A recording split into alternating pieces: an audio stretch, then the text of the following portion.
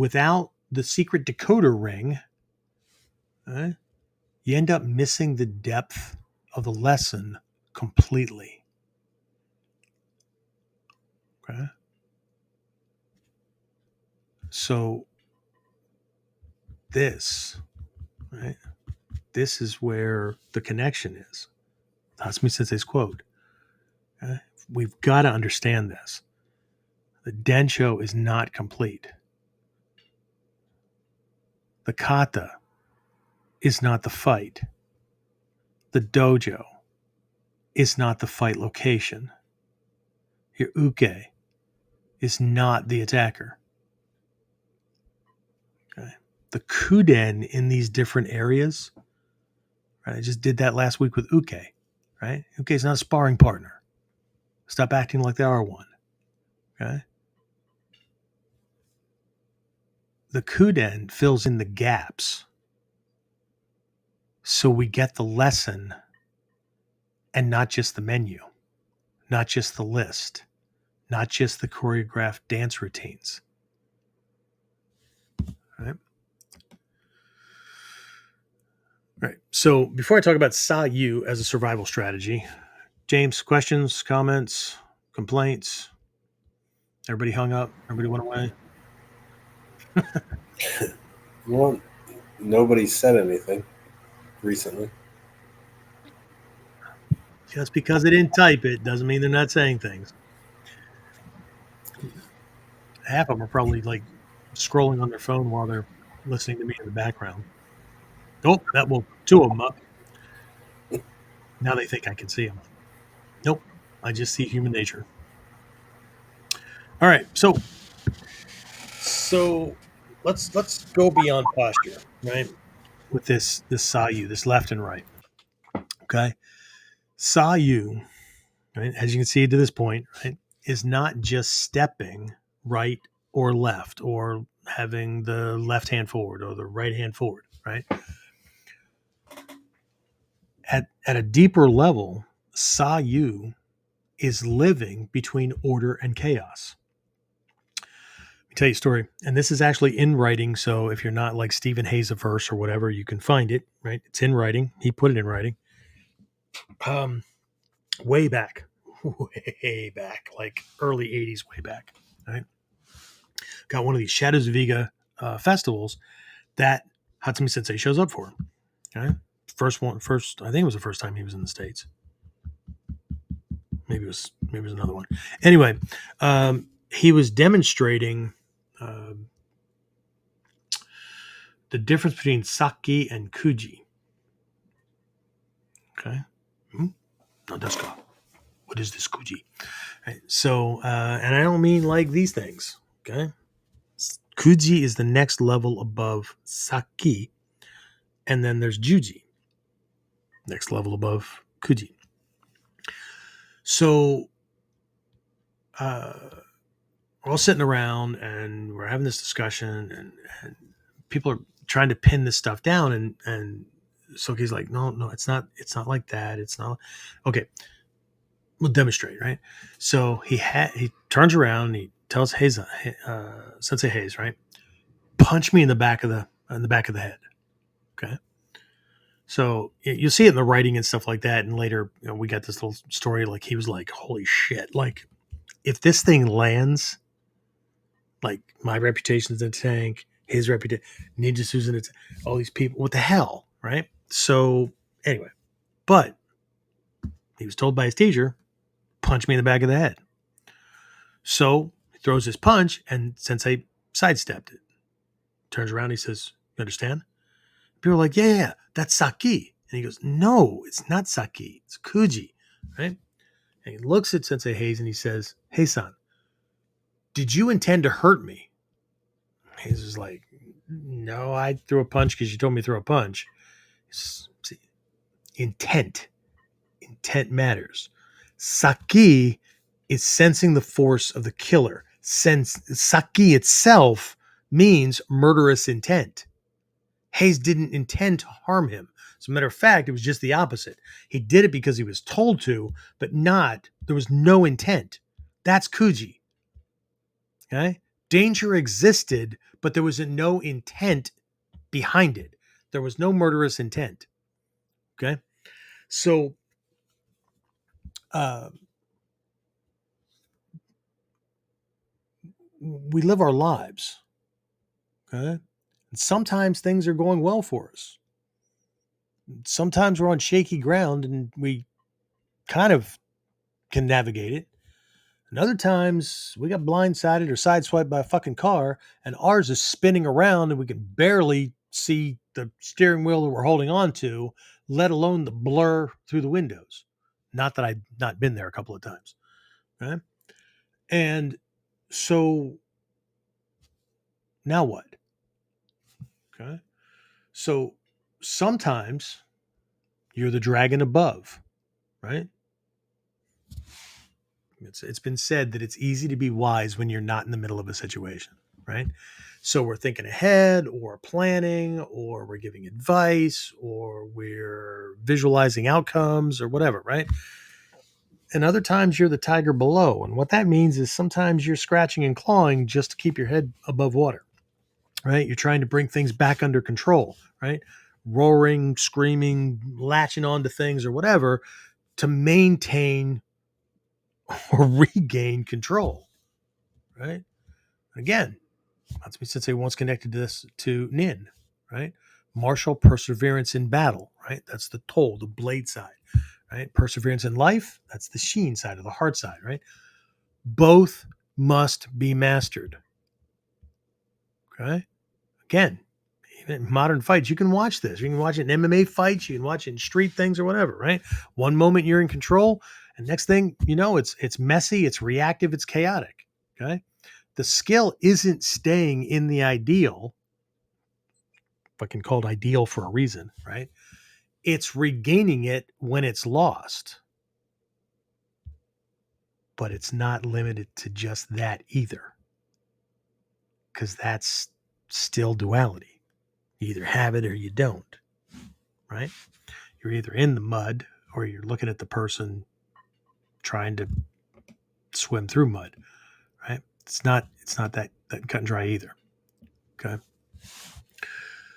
And this is where Kyuji Tenkan comes in, right? Disguising truth and falsehood. It's where Kage no Kamae comes in, shadow posture.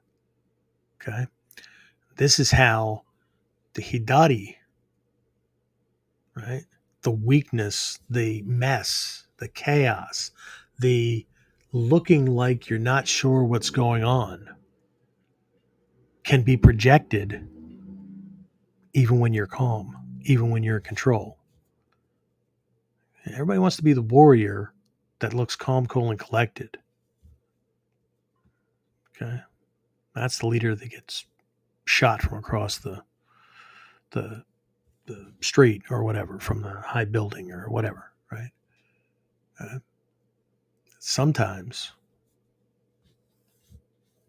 you need to look like you're in control to give yourself time to figure things out so that other people don't sweat, so other people don't fucking panic.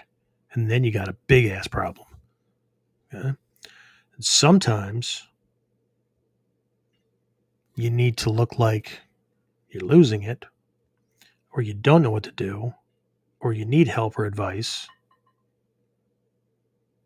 because that's how you maintain control.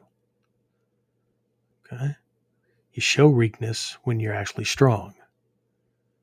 Project distress to bait his overcommitment, to bait somebody to pull their weight on the team that you're on, right? To make somebody feel important because that's what they need so that you can get the damn job done, right? That is Hidari as a trap. Okay? And we can also tie this into Fudoshin, right? Inward calm, outward mask. Okay? And again, another lesson from Matsumi Sensei, because some folks just need to know that I didn't just make this shit up. Okay? Matsumi Sensei once told us, when you look weak, be strong. When you look strong, be weak. confuse the enemy, never yourself. You know what that means, right? Okay. But see, first we have to study the omote. We have to be authentic, right? If we're weak, acknowledge being fucking weak, because that guides your training. You can now go and work with that stuff, or recognize in these areas I'm not strong. So I need to develop allies that can do that over here, or I have to develop tactics or strategies that either turn that weakness into a strength, or I can mask it so he doesn't want to go in there. Okay. Like if I'm sucky at wrestling, but I'm a good puncher kicker, right? Um, what I might do is just study how to look like one of these shoot fighters or one of these wrestlers. I can't wait to get my hands on him, right? And so now, if I can convey that, that's Henso Jutsu, right? That's Kyujutsu Tenkan Ho. Henso Jutsu is disguise and impersonation, right? If I can impersonate that guy in stance, then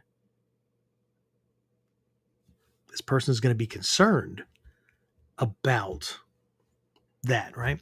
And so he's going to be more cautious about how he comes in, but I'm going to lure him into that space where I can punch him in the throat. Okay? But if he thinks I'm good at punching and kicking, he's going to stay out of range and deal with that, or try to figure out how to get in on that so he can wrestle me. Conversely, if I'm sucky at punching and kicking, but I'm good at grappling, right?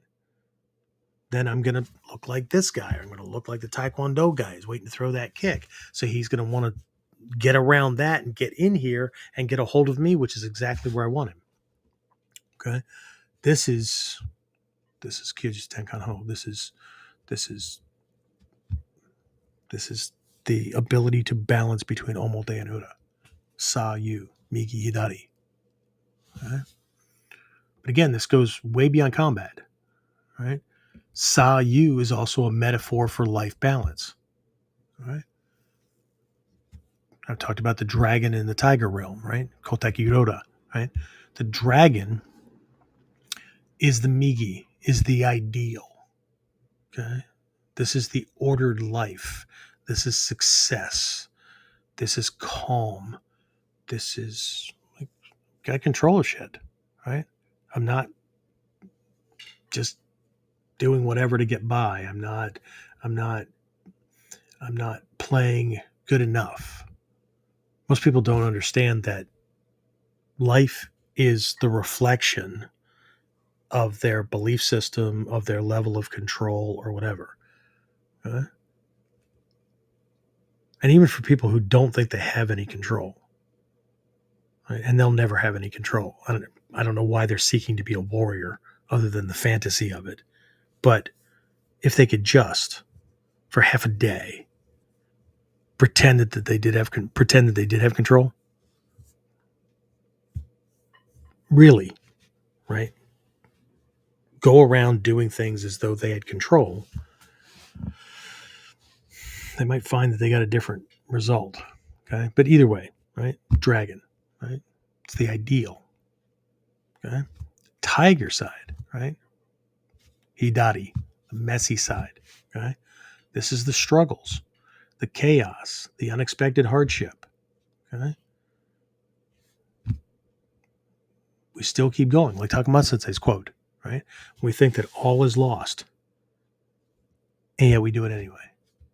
We think that all is lost. Right? Got no control. I don't know where this is going to end up or whatever, but we still show up. We still engage. We still do the next step. Okay? A line between Koteki Udoda, okay? Balancing extremes, walking the edge. Right? In fights and in life.